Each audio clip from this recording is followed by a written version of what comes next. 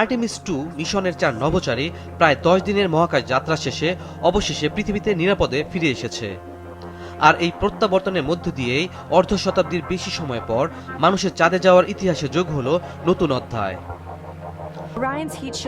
শুক্রবার 10 এপ্রিল পৃথিবীর বায়ুমণ্ডলে প্রবেশ করে আর্টেমিস 2 এর ক্যাপসুলটি আগুনের গোলার মতো ছুটে আসে এবং শেষ পর্যন্ত প্রশান্ত মহাসাগরের জলে নিরাপদে অবতরণ করে। বিকেল 5টার কিছুক্ষণ পর দক্ষিণ ক্যালিফোর্নিয়ার উপকূলের শান্ত পানিতে প্যারাসুটের সাহায্যে ধীরে ধীরে অবতরণ করে, যা এই ঐতিহাসিক মিশনের সফল সমাপ্তি ঘোষণা করে।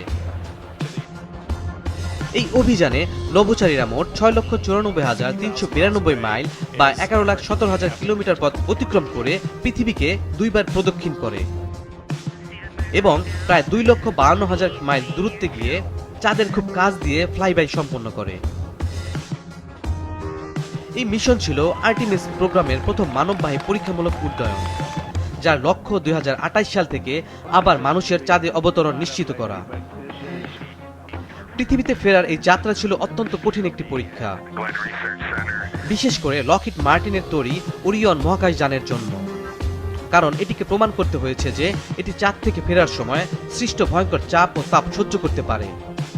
পুনরায় প্রবেশের সময় 11 মিনিটের এক ভয়ঙ্কর অগ্নিপথ অতিক্রম করতে হয়, যেখানে বায়ুমণ্ডলের সাথে ঘর্ষণে ক্যাপসুলের বাইরের তাপমাত্রা প্রায় 5000 ডিগ্রি ফারেনহাইট বা 2760 ডিগ্রি সেলসিয়াসে পৌঁছে যায়।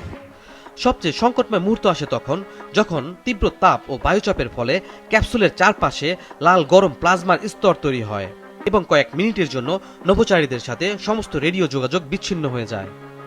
এরপর যখন যোগাযোগ পুনরায় স্থাপিত হয়, তখন দেখা যায় ক্যাপসুল থেকে 2 সেট প্যারাসুট খুলে গেছে, যা এর গতিকে ঘন্টায় প্রায় 15 মাইল বা 25 কিলোমিটার গতিতে নামিয়ে এনে ধীরে ধীরে পানিতে নামিয়ে আনে। সবশেষে উদ্ধারকারী দল দ্রুত ঘটনাস্থলে পৌঁছে নভোচারীদের ক্যাপসুল থেকে বের করে, কারণ দীর্ঘ সময় মহাকাশে থাকার পর পৃথিবীর মাধ্যাকর্ষণে মানিয়ে নিতে কিছুটা সময় লাগে। আর এভাবেই অসাধারণ প্রযুক্তি, নিখুঁত পরিকল্পনা এবং সাহসিকতার মাধ্যমে মহাকাশচারীরা ফিরে আসে আমাদের এই পৃথিবীতে।